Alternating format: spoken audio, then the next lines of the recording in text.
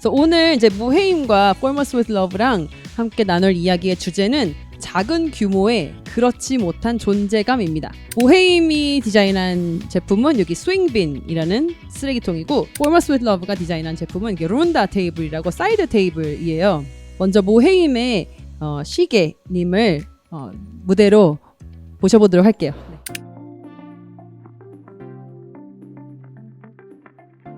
안녕하세요.クリエイティブディレクターの竹内茂一郎と言います。モヘイムではクリエイティブディレクターとしてデザインもしています。さて皆さん、これ何に見えますでしょうか？少しトッポギの形にも見えると思います。実はモヘイムの中でも一番アイコニックなアイテムであるスイングビンというゴミ箱です。世界で最も美しいゴミ箱とも言われたデザインです。インテリアの中でゴミ箱はサイズは小さいんですけれども、生活に必要不可欠なものですし、存在感は大きいものですよね。そうであればオブジェのように美しく空間に馴染むデザインのものが欲しいと思ったんです。ゴミ箱の中身が見えない構造で、かつシンプルなデザインを追求した結果、斜めにカットされた円形の本体、蓋を引っ掛けるためのわずかな段差、蓋に施されたわずかな切り込み、この3つのみで構成されたミニマルな機構にたどり着きました。10周年を迎えるレアローから10カラーズプロジェクトの話をいただきました。スイングビンのコラボレーションモデルとして作りたいとオファーをいただきました。スイングビンを改めて金属で作るということになって、まず最初は画像のようにパンチングメタルで作ってみるのはどうかと思いました。そして実際にパンチングメタルでサンプルを制作してもらったのですが、残念なことに正確な円筒を作ろうとしたのですが、精度が出なくて実現は不可能ということが分かりました。スイングビンは蓋をポンと押すと中のストッパーに当たって蓋がゆっくりと元の位置に戻ります。この時にもしこの本体の形状に誤差が生じると蓋がずれて落ちてしまうんです。そして、蓋が閉じている時にこの本体と蓋の間に隙間が生じていると、スイングビンが持つオブジェのような佇まいが損なわれてしまいます。この見た目の美しさと機能を実現するためには、金属で作る場合も正確な円筒を作ることが必要でした。そしてこのスイングビンのミニマルな佇まいを実現するために、レアローの開発チームはあらゆる製造方法を試してくれています。一番最初のサンプルでは金属板をロール状に巻いて試しました。しかし残念ながら正確な円は実現できませんでした。次により正確な円柱を求めて、押し出し加工で作られたアルミパイプを使用することにしました。押し出しで作られたアルミパイプはレーザーで切断した後も円形を保つはずだと思われたのでテストをしてみました。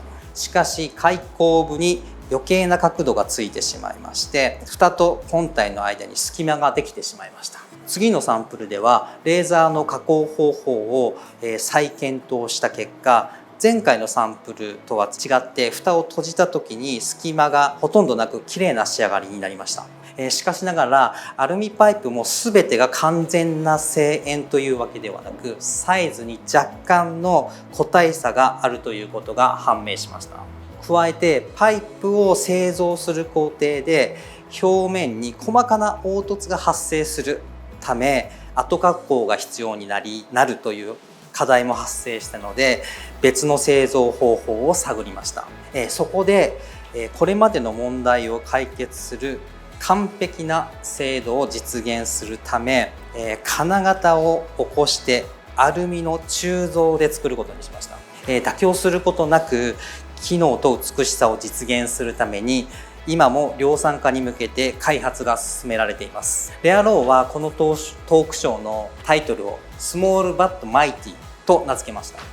この言葉はスイングビンのことを本当に的確に表現していると思います。なぜならゴミ箱はサイズは小さいんですけれども、生活の中や、インテリアでの存在感はとても大きいものです。置くだけでその空間の雰囲気の良し悪しを、決めてしまうぐらいの存在感があると思っています。そんな自分の思いからシンプルであることを限界まで追求して作り出されたスイングビンはまさにスモールバットマイティだと言えます。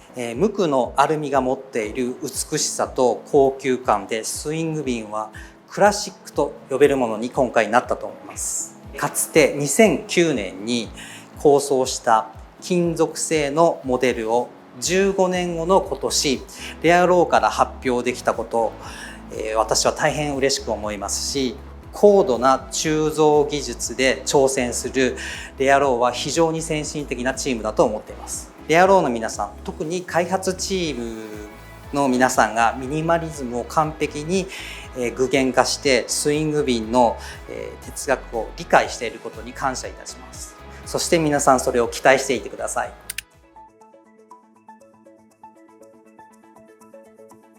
まずは見た目的に一番美しい比率、あとはその中の容量を最低限リビングで生活の中で使うにはどれぐらい必要かっていうのをリサーチしてこのサイズに。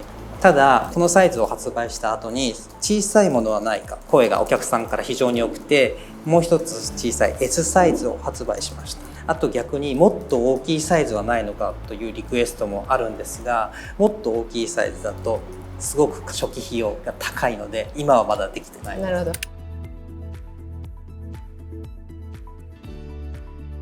確かにこれは一見見た目ゴミ箱だとわからないし、どう捨てるかっていうのがわからない人もいるんですけれども、そういう人たちよりももっと美しいゴミ箱が欲しいっていう人たちの要望が、僕は重要だと思ったんです。それなので、これに関しては、ちょっと挑戦的でもありました。少し分かりにくいけど、でも美しいからきっといっぱいの人が欲しいと思う。なるほど。ありがとうございました。감사합니다。So, hi everyone, my name is Boaz and I'm Heji and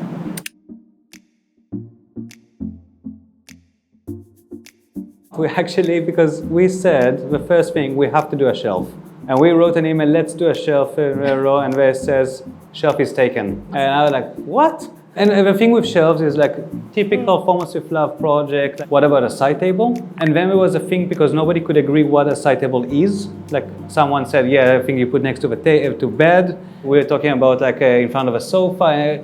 And then we saw the potential. It's such a versatile and such an interesting product that you can really push boundaries of what kind of product it is. I mean, object itself is small, but actually meaning or definition of the product is quite more than that. It's like as was mentioned, yeah, it's a side table. It's always, it need a kind of the product next to it. But then it's like next to bed, it has to be a bed side table or coffee table. And then plus, there's a lot of parts and things you have to really consider to make the side table. I mean, it's like how you're gonna define the product, and then also whenever it's like a chair, it's like everyone wants to make it.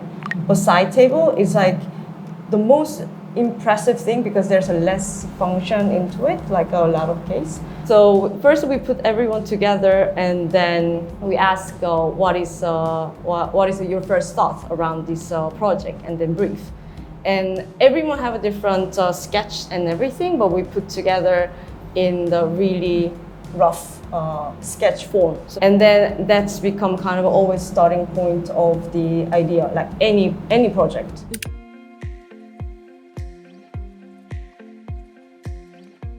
So we saw that like the most strength is production, that owning. I think that's really, really special.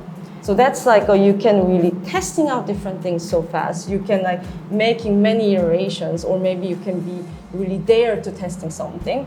So that's we really try to consider that, or we want to like bring in and emphasizing as much as possible, emphasizing those the image itself together with all the ideas that our studio was like putting out. Okay, like it can be just small pretty side table, but we want to making more than that, like what is the best for rareraw? Like what does it even mean for that? How are we gonna produce that? So it's a kind of many steps. So we just like put them together, and then the idea itself, or we propose the working name was a repeat. There was like a first sketch that we showed that. So we wanted to use the meta sheet. So we want to show the move surfaces to show like different colors or characteristic of the railroad itself. And as minimum production as possible, with as simple as possible. One panel repeating and that become a side table. That was the first idea.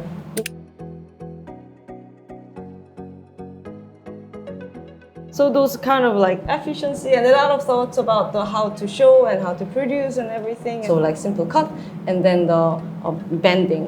And that bending kind of naturally made the how it's look and feel. So but the reason why we done is actually to giving a strength. I mean, as you know, like a simple sheet is weak. You need a lot of material to make really giving a strength. We want to giving as little material as possible, which means like we have to reduce the thickness itself. But then we should adding folding edge. That means you're gonna getting quite the heavy, like heavy duty strength to the product itself. And then that gives kind of like a, as you said, like pleats like paper folding vibe to it. So that's kind of creating a really harsh and cold and like metal furniture always think, you know, this is like really cold and, you know, like strong material. But then this kind of make a soft and it hit the lighting in different ways and making it look like a more paper origami look of like poetic shape naturally comes out from it. Yes, I think it makes it look less industrial in a way. The one from cardboard, the first one we did, and we used some screws at the workshop. And the first thing we thought about, and it's gonna be easy to produce. It's genius because we do one tool. The poor person that needs to will buy it will have to assemble everything with screws. It's a lot of tools, a lot of screws. It's gonna take a long time. And that was the first thing we were like, does it make sense? We're saving a lot of money by selling a flat pack, but someone needs to sit for hours and make sure he's doing it right. And then it started a whole series of us trying to find solutions of how to connect it without having the traditional screws. We have a tabs that slides in, we have rubber bands, we have different things that we're gonna try. And I think rareraw was suggesting, we found this plastic thing, a rivet, coming from the car industry. And the idea is that you just press it in basically. So you get a bag of rivets, you get the whole thing, you put them next to each other, and we tried it in the studio and it works amazing. But then Heijin suddenly says, what if I did it wrong? I can't take it out. So what do? We design a tool to release the rivets. And before, like they couldn't undo it? Yeah, it's not meant to build for, furniture assembly apparently. It's a kind of like a small twig. I think we try to do that quite a lot sometimes.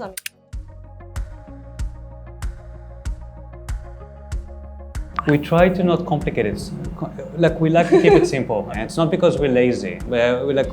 But we talk also before about improving life for people, and that's us, but also the product developers in the other. But it's also improve life to business. How do we keep a cost of a product in a normal range? It's like relationship between us, the studio, the client, and what they have, what they can produce, and what should we deal with it, how we approach this project or product or etc.